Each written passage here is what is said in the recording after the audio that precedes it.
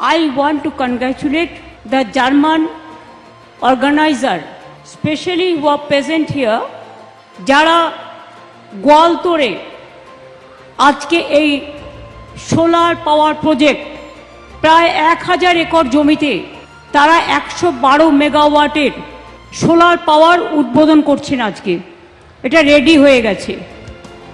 Renewable energy eastern ইন্ডিয়াতে এত বড় project, this is the first time. গোয়ালতোড়েও অনেক লোক কাজ করছে। এর জন্য 757 কোটি টাকা আরও খরচ হয়েছে এবং আরও 100 মেগাওয়াট জমিতে যাতে আরও সোলার প্ল্যান্ট হয় তার জন্য 400 একর জমির ব্যবস্থা করে দেওয়া হয়েছে গ্রিন এবং ক্লিন এনার্জিকে মদত দিতে। অর্থাৎ গ্রিন অ্যান্ড ক্লিন এনার্জিতে রিনিউয়েবল এনার্জির উৎপাদন ক্ষমতা 2912 মেগাওয়াট।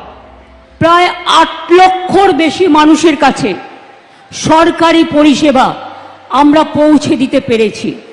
আমি অভিনন্দন জানাচ্ছি জেলা প্রশাসনকে, যারা এই কাজটা ভালো করে করতে পেরেছেন।